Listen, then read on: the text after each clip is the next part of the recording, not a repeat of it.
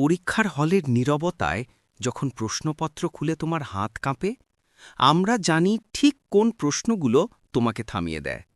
প্রশ্নোত্তরে মাধ্যমিক সাজেশন পর্ব ১-এর এই প্রশ্নগুলো তোমার সেই ভয়কে ধীরে ধীরে আত্মবিশ্বাসে বদলে দেবে।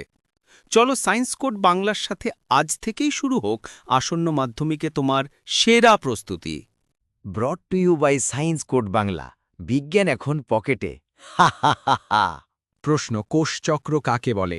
মাইটোসিস কোষ বিভাজনের যে কোনো দুটি দশা চিত্রসহ সংক্ষেপে বর্ণনা করো। কোষের বৃদ্ধি, ডিএনএর প্রতিলিপি এবং কোষ বিভাজন এই তিনটি প্রক্রিয়া ধারাবাহিকভাবে যে চক্রে ঘটে তাকে কোষচক্র বলে। এটি দুটি প্রধান পর্যায়ে বিভক্ত। ১. ইন্টারফেস, কোষ বৃদ্ধি পায় ও ডিএনএ দ্বিগুণ হয়। ২. Mitotic phase, M phase, nucleus ও সাইটোপ্লাজম বিভাজিত হয়ে দুটি অপত্য কোষ সৃষ্টি হয়।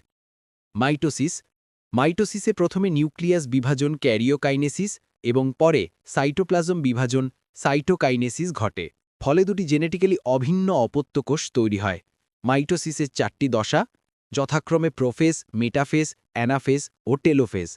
প্রোফেজ, প্রোফেজ হল মাইটোসিসের প্রথম ও দীর্ঘতম দশা। বৈশিষ্ট্য: ক্রোমাটিন ধীরে ধীরে ঘন হয়ে কুণ্ডলীকৃত হয়ে স্পষ্ট ক্রোমোজোমে পরিণত হয়। প্রতিটি ক্রোমোজোমে দুটি সিস্টার ক্রোমাটিড থাকে যেগুলি সেন্ট্রোমিয়ানে যুক্ত থাকে। নিউক্লিয়ার মেমব্রেন ও নিউক্লিওলাস ভেঙে যায়। প্রাণীকোষে সেন্ট্রিওল দুটি বিপরীত মেরুর দিকে সরে যায় এবং স্পিন্ডল গঠনের প্রস্তুতি নেয়। এবার আসি মেটাফেজ দশায়। মেটাফেজে কোষ বিভাজন সর্বাধিক সংগঠিত অবস্থায় থাকে।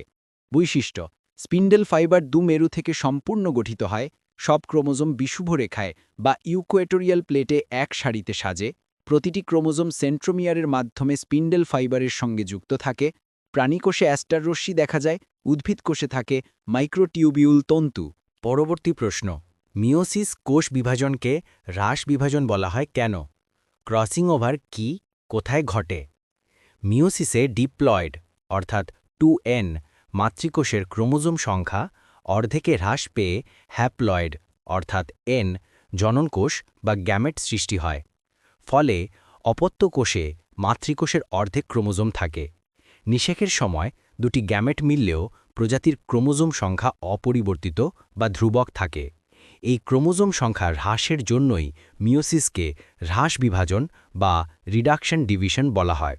ক্রসিং ওভার: মিওসিস 1-এর প্রোফেজ 1-এর প্যাকাইটিন উপদশায় দুটি সমসংস্থ বা হোমোলোগাস ক্রোমোজোমের নন সিস্টার ক্রোমাটিডের মধ্যে খণ্ডাংশের পারস্পরিক বিনিময়কে ক্রসিং ওভার বলে।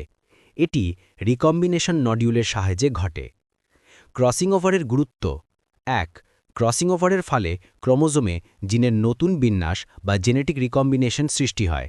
এতে গ্যামেটে নতুন বৈশিষ্ট্য দেখা দেয় এবং নতুন বৈশিষ্ট্যযুক্ত অপত্যের জন্ম হয়। ২. জিনের নতুন সংযোগ জীবসমূহে বৈচিত্র্য বা ভেরিয়েশন বৃদ্ধি করে, যা অভিব্যক্তি ও বিবর্তনে গুরুত্বপূর্ণ ভূমিকা পালন করে। Brought to you by Science Code Bangla, বিজ্ঞান এখন পকেটে। হা হা হা হা। কেমন লাগলো আজকের প্রশ্নোত্তর পর্ব? আগামীতে আরও অনেক গুরুত্বপূর্ণ প্রশ্ন নিয়ে ফিরে আসছি। মাধ্যমিকে যদি সত্যি সেরা প্রস্তুতি নিতে চাও তাহলে এখনই সায়েন্স কোড বাংলাকে সাবস্ক্রাইব করে রেখো। আর কমেন্টে অবশ্যই লিখে জানাও পরবর্তী পর্বে কোন প্রশ্নের উত্তর চাইছ। যে প্রশ্নে সবচেয়ে বেশি কমেন্ট আসবে সেই প্রশ্ন নিয়ে আমরা হাজির হব পরের ভিডিওতে। আজকের মতো বিদায়। Thanks for watching.